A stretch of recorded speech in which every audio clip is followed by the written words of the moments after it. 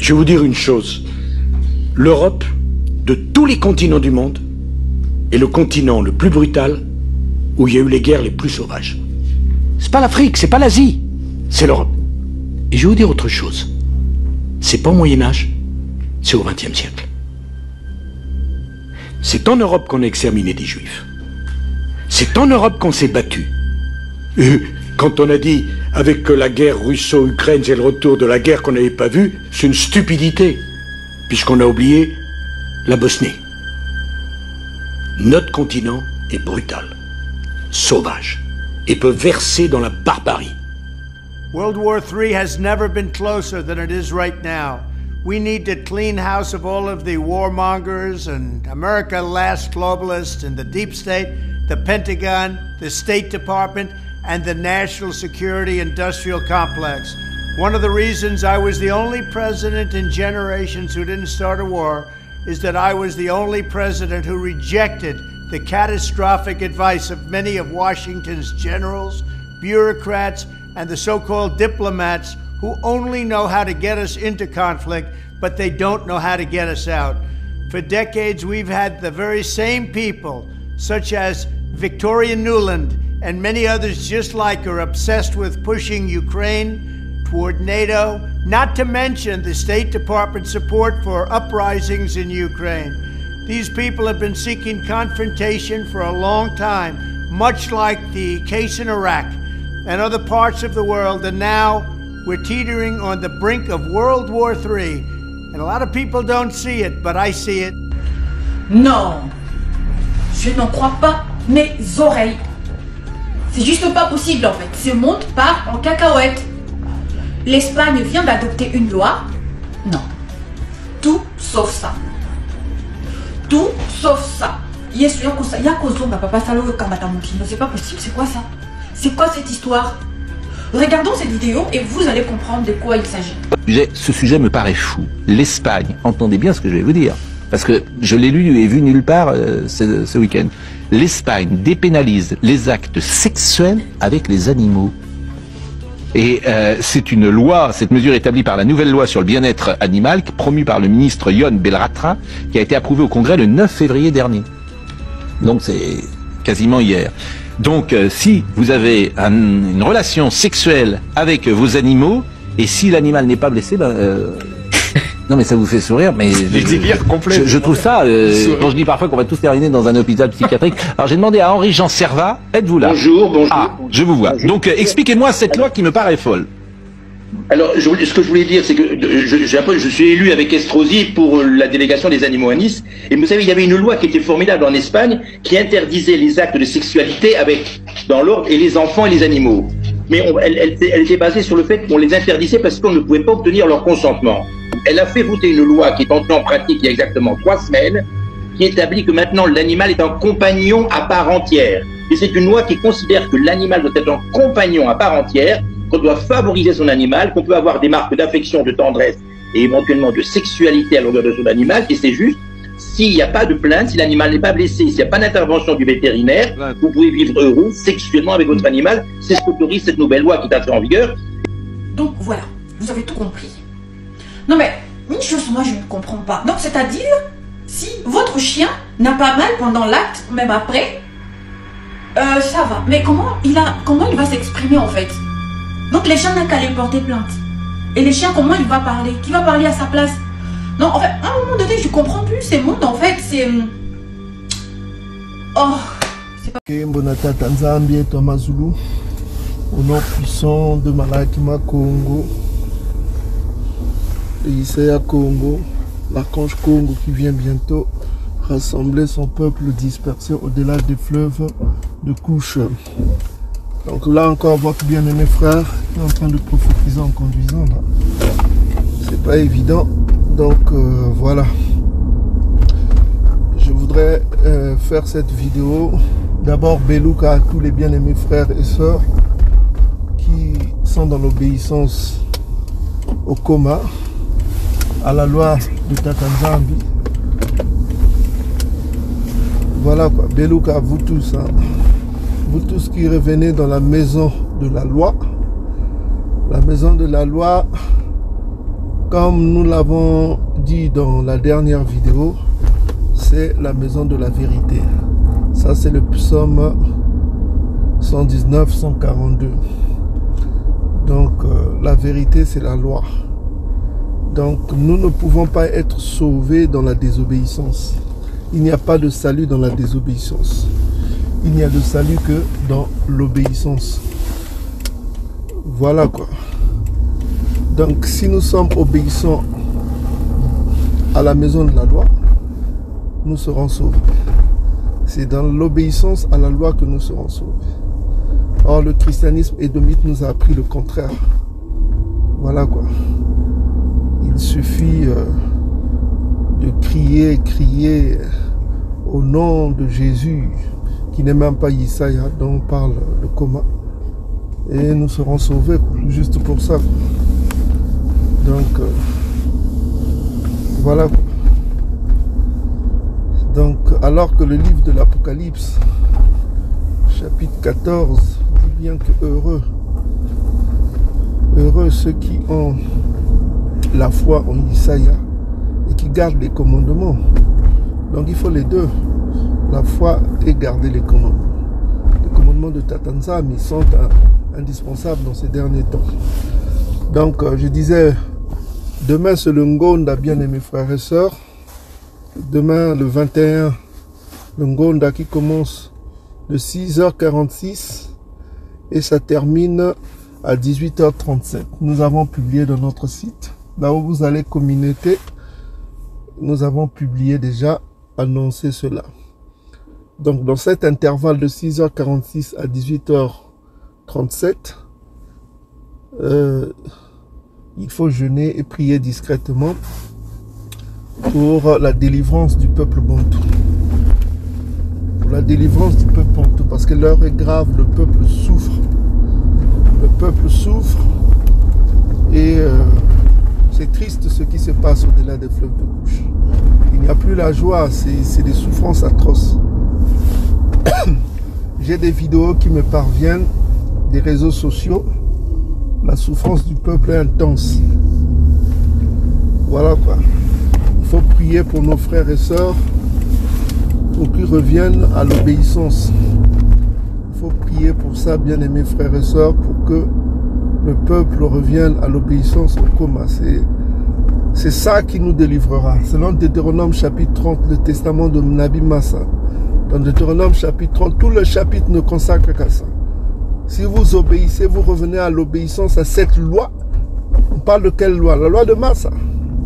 Deutéronome chapitre 30 est très prophétique.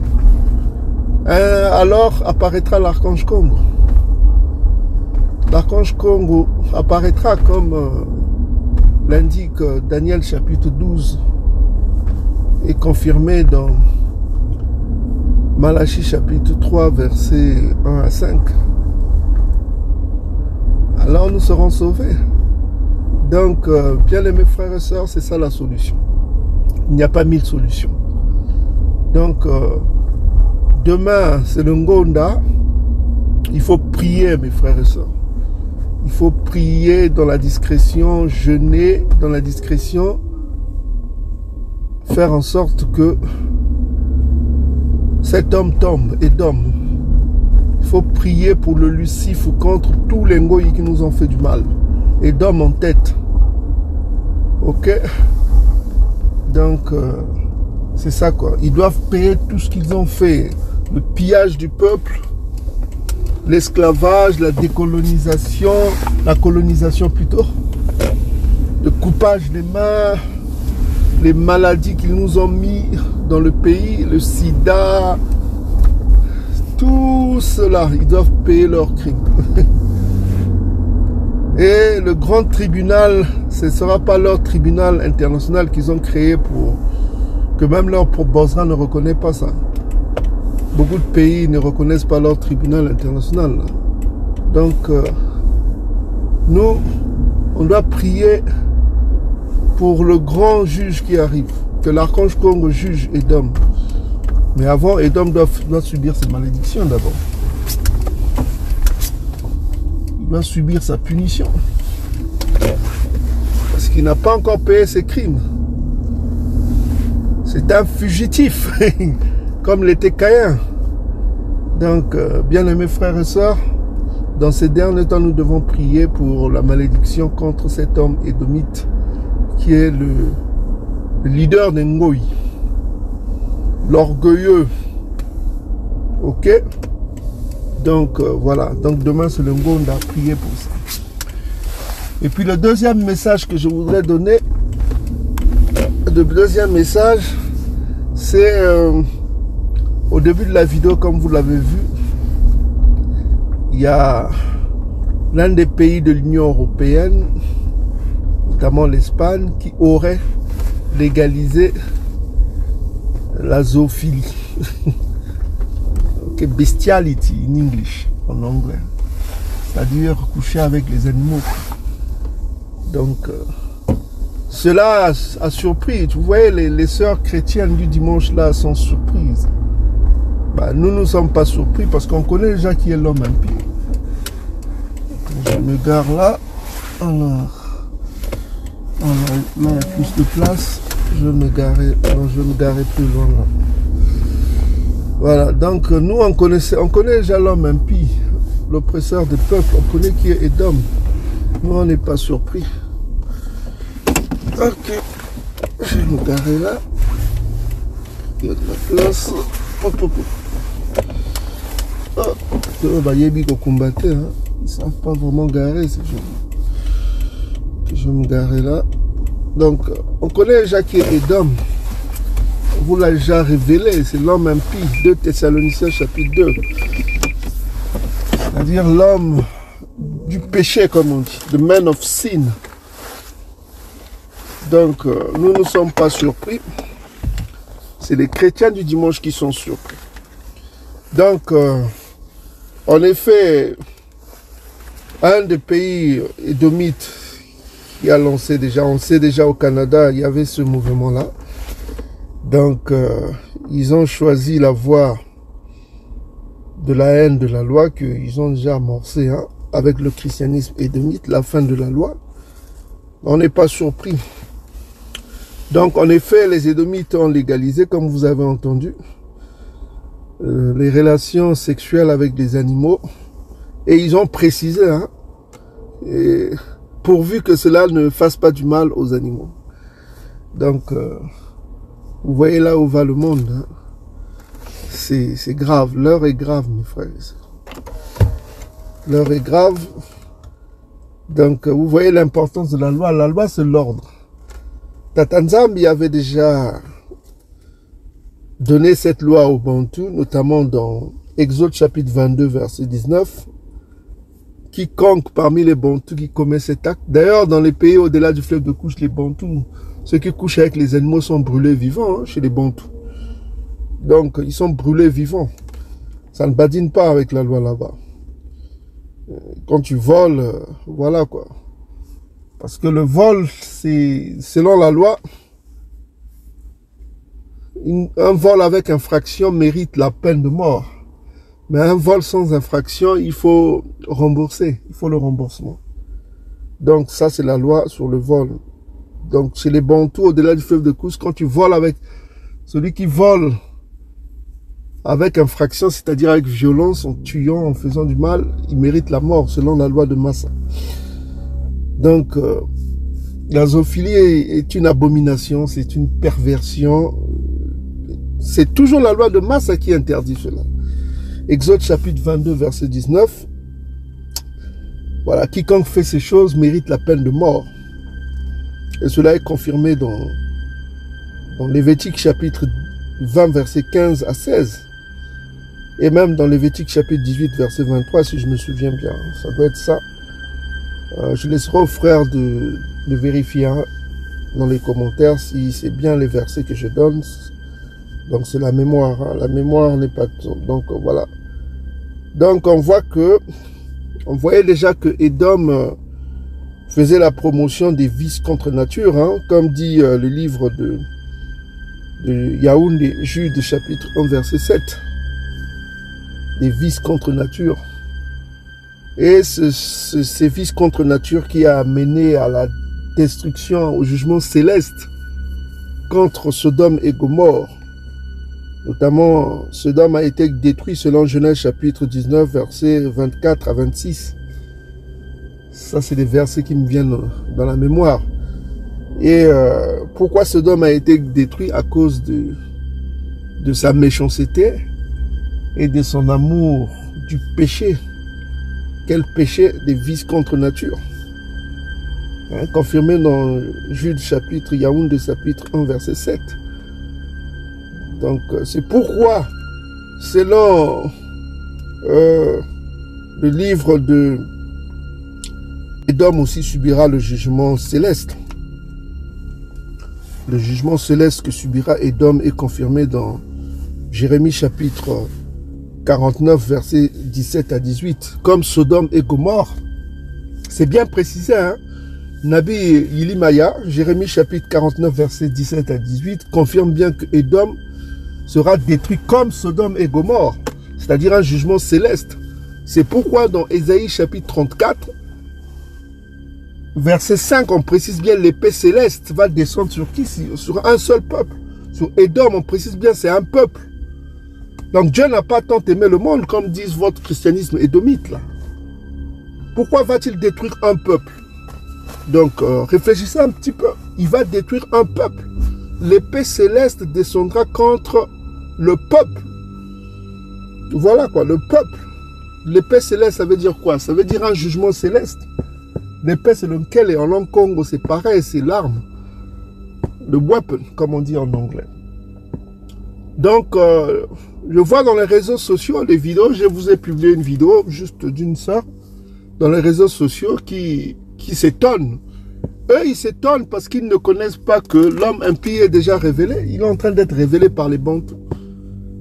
Il est en train d'être révélé de l'Amérique au-delà du fleuve de Couche. On connaît maintenant qui est Édom, le Ntsavu.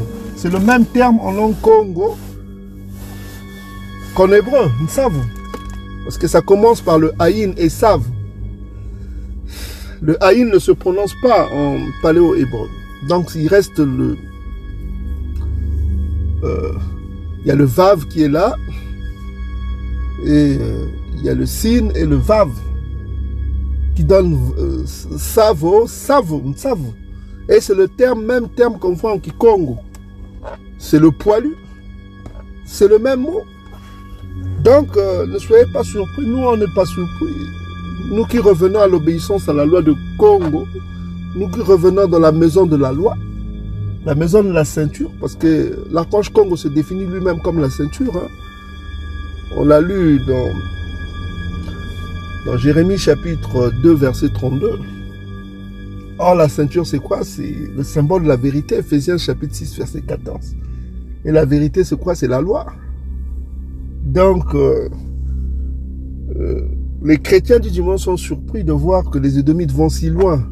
Mais ils avaient déjà commencé avec l'homosexualité, le mariage homosexuel, lesbienne. C'était pour vous tester. Là, on commence à voir leur nature, la nature des hommes. L'homme impie est en train d'être révélé devant vos yeux. 2 Thessaloniciens, lisez-le. On dit bien que l'homme qui sera détruit, quel est ce peuple qui sera détruit? Anthropos, Amak. Je crois que le terme c'est Anthropos, Ama, je sais pas quoi là. Donc voilà quoi. Donc on voit qu'il est en train d'être révélé, l'oppresseur de peuple. Parce qu'il faut savoir que Édom a été, Sodome et Gomorrhe ont été détruits à cause de quoi? De leur méchanceté. On voit que qui est le méchant sur terre? C'est Édom. Malachie chapitre 1 verset 4. C'est la méchance de la méchanceté, peuple contre lequel Tatanzambi est indigné pour toujours. Donc Tatanzambi les déteste pour toujours. Parce qu'ils ont détruit la terre qu'il a créée. Avec la pollution, ils ont tué son peuple. Ça c'est Abdia chapitre 1 verset 10. À cause de ta violence contre ton frère Yankaba, tu seras exterminé pour toujours. Les termes sont forts, hein? Exterminé pour toujours. Et comment il sera exterminé? Comme Sodome et Gomorrhe.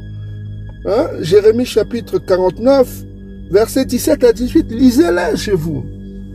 Hein? J'ai encore la mémoire de ces versets qui me reviennent, mes frères et sœurs. Donc, vous vous êtes surpris, vous les chrétiens disent, mais nous ne sommes pas surpris, on connaît déjà la nature d'Édom. Voilà. Donc, pourquoi Édom devient comme ça? Parce que il est en train de perdre sa sagesse.